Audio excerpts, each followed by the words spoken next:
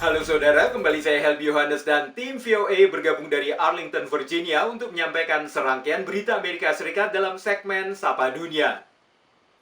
Presiden Donald Trump memperingatkan akan terdapat banyak kematian dalam seminggu ke depan ini karena mungkin ini adalah masa paling berat bagi Amerika dalam menghadapi pandemi virus corona. Dalam jumpa pers hari Sabtu, Presiden Trump mengatakan akan terdapat banyak sekali kematian akibat COVID-19 antara pekan ini dan pekan depan. Tapi Trump menekankan angka kematian bisa lebih banyak lagi apabila upaya mitigasi tidak dilakukan. Trump memuji upaya keras para gubernur negara bagian yang menurutnya telah menyelamatkan banyak jiwa dan bisa menekan angka korban meninggal sesedikit mungkin. Dalam jumpa pers ini, Trump kembali didampingi Wapres Mike Pence sebagai Ketua Satgas Penanggulangan Virus Corona dan ahli infeksi Dr. Anthony Fauci dan Dr. Deborah Birx. Dr. Birx memperkirakan 3 wilayah yang terdampak parah virus corona, yakni Detroit, New York, dan Louisiana, akan mencapai kurva kematian tertinggi dalam waktu 6 hingga 7 hari ke depan. Ia mengimbau warga mematuhi aturan tinggal di rumah dan juga agar tidak bepergian termasuk ke toko makanan dan apotek selama masa kritis ini. Hingga hari Minggu, lebih dari 312.000 orang terinfeksi corona di Amerika dengan korban meninggal 6.500 orang lebih. Dari jumlah itu sebanyak 3.500 orang meninggal di negara bagian New York. Sebelumnya, Presiden Trump membantah adanya moratorium pengiriman bantuan alat-alat pelindung diri ke negara-negara terdampak COVID-19. Pengamat menilai penyaluran bantuan sekecil apapun saat pandemi corona akan bisa berdampak pada perluasan pengaruh pada negara yang dibantu itu. Seperti di banyak negara, tim medis Amerika Serikat juga kekurangan alat pelindung diri dan peralatan medis lain seperti ventilator.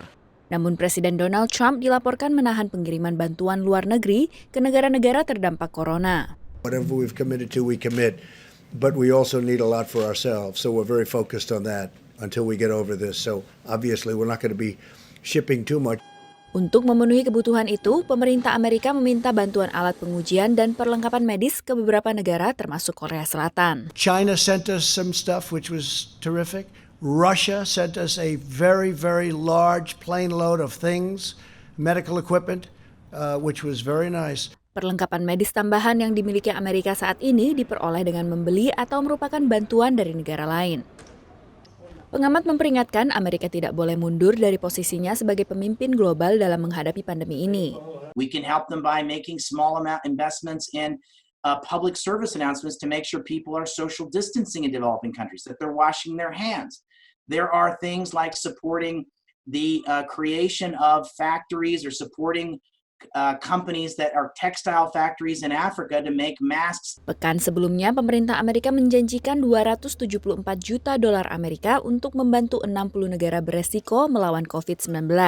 Indonesia dianggarkan untuk menerima 2,3 juta dolar Amerika untuk penanggulangan dan pencegahan wabah virus corona. Dari Washington DC, VOA. Saudara, sebagian yang meninggal akibat virus corona adalah tenaga medis, termasuk dokter dan perawat. Di California, 2 seniman memberikan penghormatan dan ucapan terima kasih atas pengorbanan mereka lewat karya seni jalanan. Di San Jose, California, negara bagian pertama yang memberlakukan perintah tinggal di rumah, seorang seniman ingin mengungkapkan rasa terima kasihnya kepada para perawat dan dokter dan pekerja medis lainnya. I weighed, going out of the house. It's not exactly what somebody would consider essential. Memang tidak esensial secara lugas. Tapi seniman ini ingin menghargai mereka yang berada di garis depan perang melawan COVID-19. Healthcare workers are really doing the dirty work for all of us. And all we have to do is stay home.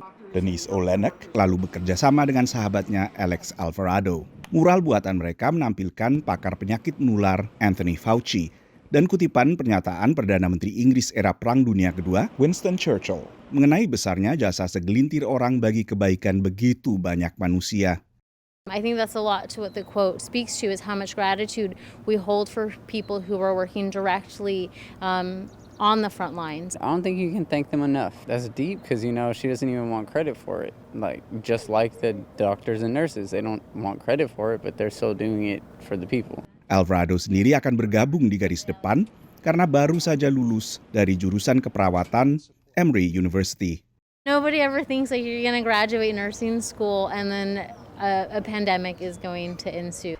Untuk sementara ini tak banyak yang bisa melihat langsung mural buatan kedua seniman ini. Tapi menurut mereka setidaknya begitu wabah corona berlalu, orang masih ingat akan jasa-jasa tenaga medis. Demikian laporan tim VOA. Pandemi corona juga berdampak pada bisnis kecil, termasuk pembuat tas milik Ati Dwelibi, warga diaspora Indonesia di California. Meski terpukul, tapi Ati mengalihkan bisnisnya untuk membuat masker yang disumbangkan bagi rumah sakit di California dan New York. Sementara di Maryland, seorang warga diaspora Indonesia menggunakan keterampilannya memasak untuk menggalang dana bagi mereka yang terdampak pandemi ini. Pandemi corona tak pelak lagi berdampak kepada para pengusaha kecil, seperti Ati Dwelibi, diaspora Indonesia pemilik bisnis Banana Cottage di Petaluma, California. Bisnis clutch atau tas tangan yang diproduksinya mengalami penurunan. Ati pun menyiasatinya dengan membuat produk lain seperti masker. Ternyata order yang diterimanya cukup banyak. Ati lantas memutuskan untuk menyumbangkan masker buatan Banana Cottage ini ke rumah sakit. Saya nggak bisa menarget apa-apa karena ini juga bahannya saya harus belinya harus online. Pokoknya yang penting saya bikin tiap hari sampai bahannya habis gitu aja. Saya nggak akan menghitung gitu atau saya nggak akan mentarget, saya nggak akan menjanjikan apapun, but I do my best. Tak hanya Ati yang berupaya mengubah kondisi saat pandemi corona dengan berbagi.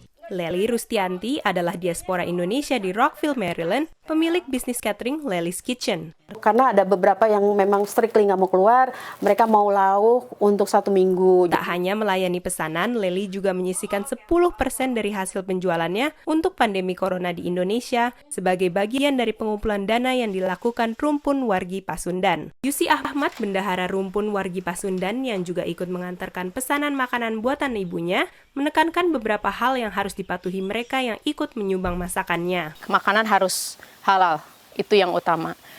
Bersih juga, delivery-nya juga mungkin kita harus tetap mempraktekkan social distancing ya. Dari hasil penjualan minggu pertama terkumpul $1.500 atau sekitar 25 juta rupiah yang akan disalurkan untuk membeli alat pelindung diri bagi pekerja medis di Jawa Barat.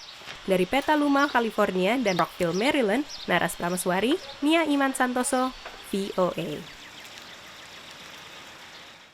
Saudara, kami akan kembali dengan Sapa Dunia Senin depan. Terima kasih atas perhatian Anda. Dari Arlington, Virginia, saya Helby Yohanes dan tim VOA.